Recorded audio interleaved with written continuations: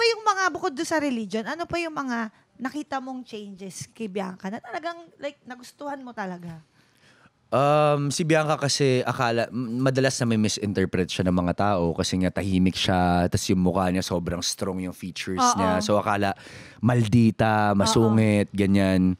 Pero sa totoong buhay, natatakot lang siya magtiwala sa tao dahil nga sa murang edad niya nawala yung mga taong mahal niya. So, nahihirapan siya mag-trust. Every time na may bagong relationship na papasok sa kanya, kahit nasabihin mo hindi romantic yan, basta kahit nakaibigan lang, kahit friends, or kung sino man, natatakot siyang magbigay ng trust because feeling niya lagi, iiwanan naman ako ng taong to eh.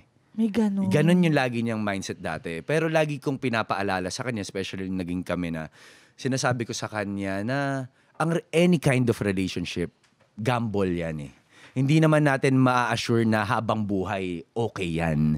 Kahit na minsan yung pinaka-okay na kaibigan mo, minsan yan pa yung pinaka-hindi magiging okay eventually. 'Di ba? So parang yun yung pinaka-natutunan niya na parang wag siyang matakot na magtiwala sa tao because hindi niya napagkukulang yun. Kumbaga, at least binigay niya kung sino siya at kung ano yung gusto niyang iparamdam dun sa tao. Tama. Parang pag nagmahal ka, love 100%, yes. 200%. Ngayon, kung niloko ka pa rin, it's not your loss. Mismo. Basta to be loved. To love and to be loved. Ito naman, Madam Cha. Yung mga bad habits naman. Okay. May mga binago ba kayo sa sarili? Or sama ko na rin. Sama ko na rin sarili ko. May mga binago ba tayo sa sarili natin para sa partner natin? Kung example, ako, yung katulad nga, medyo kailangan ko bawasin pag-iinom ko. Kumbaga, gusto ko rin siyang gawin. Pang nightcap lang. Oo, tama. Kumbaga, mo Kayo. lang. Bad habits. Ikaw. Tinuro na lang eh. At ako. Shabaraku. Ako, bad habits. Ako siguro, ang talagang nagbago sa akin ng malala, yung mga anak ko. Yun yung nakapagpabago Wala sa'yo. kasing makakapagbago sa akin. Tama. Anyways, so ako sa mga anak ko talaga, mas hindi na ako pitikin. Nag-iba. Medyo basagulera kasi ako dati. Na, Grabe pa sa golera talaga ba? Paano ka nag-iba sa gusto mo golera? pakita ko sa'yo. So, paramdam namin siya. Mainit na ang ulo ko, masakit ako magsalita. Basagulera ako. So, ngayon, wala na akong away-away. Totoo. Tahimik na lang. Sa akin ganyan yun. Iniisip ko, ayoko magpulot ng basura. Ayoko magpulot ng basura. Bakit? Oo. Kasi parang feeling ko yung negative kasi parang basura sa akin. You mean, like, negative figuratively. energy. So, doon ko siya Figuratively. iniisip. Sabi ko, ayoko magpulot ng ganun. O, ikaw. Kala mo, nakalusot ka. Oo. Paano ba? Dati parang feeling ko nung bago maging kami ni Bianca. Kasi diba nagkaroon niya ako ng relationship. And then after nung unang relationship ko, para akong nakawala sa hawla. Parang ganun yung pakiramdam. So, gabi-gabi, gumigimik ako. Ginaji ka. Oo, talagang hindi na ako umuwi sa bahay. Umabot sa point na parang yung mga magulang ko sinasabi sa akin, ano nangyayari sa buhay mo? Ano nangyayari sa'yo? Bakit ganyan? And then umabot sa point, pinatawag ako ng mga boss ng GMA na parang, what's happening, Ruru? Nawawala yung drive mo, nawawala yung passion mo, hindi ka ganyan namin nakilala. I guess, mga 2018. So parang umabot na sa point na kahit sa set, wini-wing ko na lang yung mga ginagawa ko na parang, Itinatawid alam mo ko na. namang kaya ko na yun. Hindi ko na kailangan May pag-aralan ganyan yung ka. script ko. So, ibig sabihin, lumaki yung ulo ko. Yumabang ako. Parang naging mataas yung tingin ko sa sarili ko. And then, naramdaman ko na pinalo ako.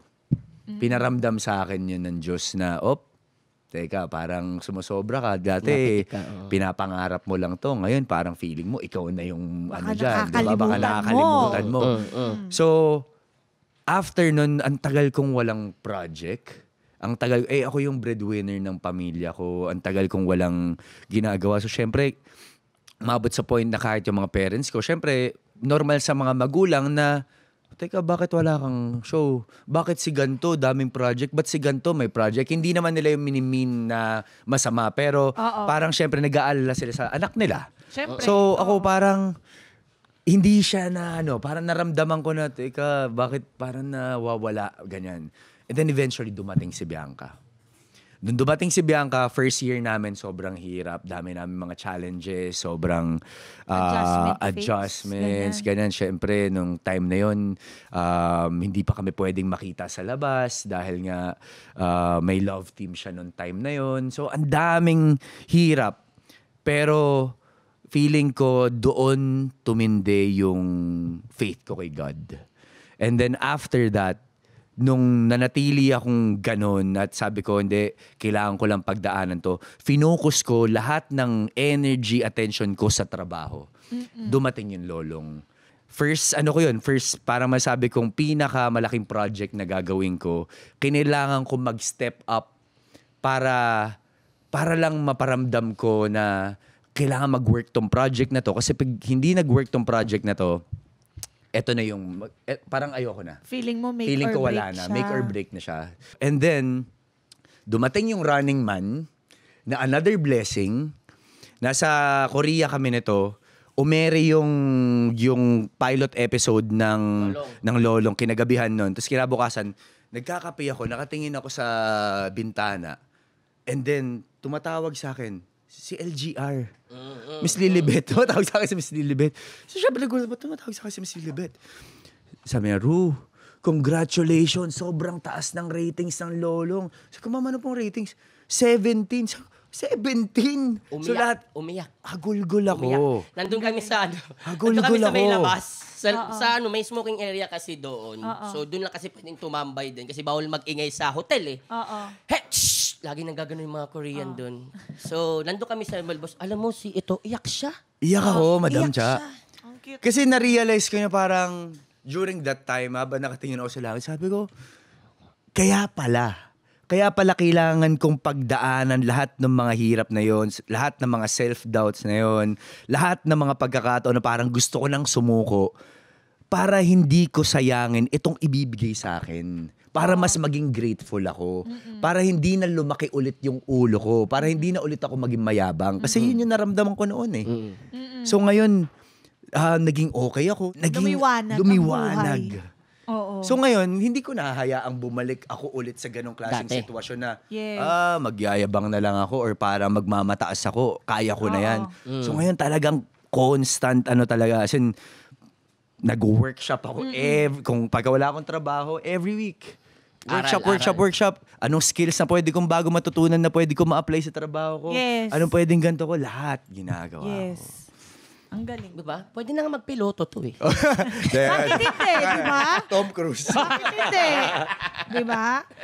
Eto, may mga bawal ba kayo sa relationship? Halimbawa, bawal magyosi. Or bawal hindi magpaalam.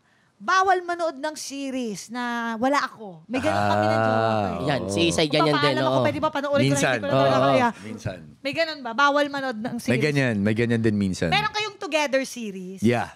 Tapos meron kayong individual series, di ba? Yes. Di ba? Kayo? Meron. Nagagalit yun. Kunwari, ba't Diba? to? I-resume na lang to. Yung Medyo episode 14. Medyo parang Pinanood mo to? hiwalayan. Napanood mo to? Sabihin ko, si Kyrie, pinindot niya yung remote. Sinisisi yung bata. Si Kyrie nagagano ng laruan.